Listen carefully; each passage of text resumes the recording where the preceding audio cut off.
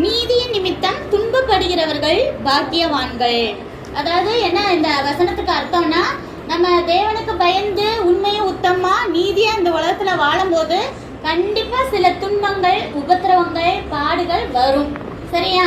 பாடுகளே இல்லாத வாழ்க்கைன்னு யாராவது பிரசங்கம் பண்ணா அதெல்லாம் கேட்காதீங்க. கண்டிப்பா ஏசப்பா இந்த உலகத்துக்கு வந்தப்போ துன்பப்பட்டாரா இல்லையா? சிலுவையில ஈஸியாவா மறிச்சாரு, எவ்வளவு கஷ்டப்பட்டு மறிச்சாரு இல்லையா?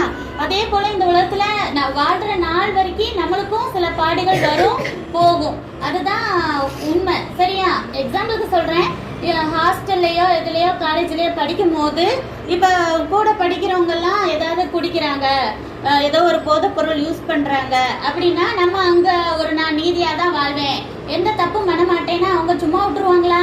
என்ன செய்வாங்க? ஃபர்ஸ்ட் நம்மளையும் தப்பு செய்யணும்னு கம்பல் பண்ணுவாங்க. ஏன்னா இவன் மட்டும் நல்லவனா இருந்தா வெளியே போய் நம்மளை பத்தி என்ன செய்வான், போட்டு கொடுத்துருவான் அப்படின்னு சொல்லி நம்ம கிட்ட என்ன செய்வாங்க, சும்மா இதெல்லாம் யூஸ் பண்ணி இந்த வயசுல இதெல்லாம் தப்பு கிடையாது, இந்த வயசுல இந்த உலகத்தை என்ஜாய் பண்ணாம என்னைக்கு என்ஜாய் பண்றது, சும்மா குடி